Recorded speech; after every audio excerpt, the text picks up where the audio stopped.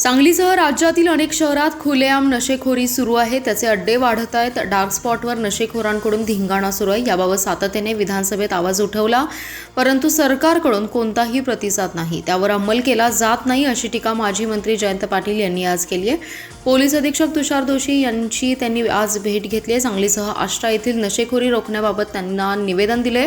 त्यानंतर पत्रकारांशी संवाद साधला। यावेळी बोलताना जयंत पाटील म्हणाले, राज्यात कायदा व सुव्यवस्थेची परिस्थिती खालावली आहे। महाराष्ट्रातील अनेक शहरात नशेखोरीचं प्रमाण वाढले, त्यात सांगली देखील आहे। लहान बालके, मुलींवरील अत्याचाराच्या घटनाही वाढल्या आहेत। सरकारने कडकपणाने लक्ष घालण्याची गरज आहे। विधानसभेत अनेक वेळा मुद्दे मांडले, सरकारचे लक्ष वेधण्याचा प्रयत्न केला, पण प्रतिसाद नाही, त्याच्यावर अंमल होत नाही। गुन्हेगारांचा आपल्यावर कोणीही अंकुश ठेवणारे नाही, असा आत्मविश्वास बळावलाय। आष्टा परिसरात नशेखोरीत अल्पवयीन मुले अडकली आहेत। जागोजागी अड्डे फोफावले आहेत। गोळ्या, इंजेक्शनचा खच पडलाय। पुढील पिढी बर्बाद होते। यावर ठोस उपाययोजना करणं गरजेचं आहे, असं निवेदन अधीक्षक दोशी यांना दिलंय। पोलीस अधीक्षकांनी तातडीने एलसीबीचे निरीक्षक संजीव झाडे यांना आदेश दिले। तसेच स्वतः आष्टा शहरातील डार्क स्पॉटवर भेटी देऊन कठोर कारवाई करू, असं आश्वासन दिलं। यावेळी नगराध्यक्ष विशाल शिंदे, जिल्हा बँकेचे संचालक वैभव शिंदे, उपनगराध्यक्ष दिलीप वग्यानी, दूध संघाचे अध्यक्ष संग्राम फडतरे, रघुनाथ जाधव, विराज शिंदे आणि नगरसेवक उपस्थित होते। दिवसेंदिवस कायदा व सुव्यवस्थेची परिस्थिती खालावलेली आहे आणि महाराष्ट्रात अनेक शहरामध्ये ड्रग्जचं प्रमाण फार वाढलेलं आहे। लहान बालकांच्यावर, मुलींच्यावर अत्याचार वाढलेले आहेत आणि त्यासाठी कडकपणाने सरकारने देखील याच्यात लक्ष घातलं पाहिजे। आणि मला असं वाटतं की विधानसभेत अनेक वेळा आम्ही ह्या मुद्दे मांडले, सरकारचं लक्ष वेधण्याचा प्रयत्न केला, पण प्रतिसाद नाही किंवा त्याच्यावर अंमल होत नाही। आणि सगळ्या गुन्हेगारांना आपल्यावर कोणी अंकुश ठेवणारं नाही, याचा आत्मविश्वास एवढा बळावलेला आहे की सर्रास सर्व काही चाललं।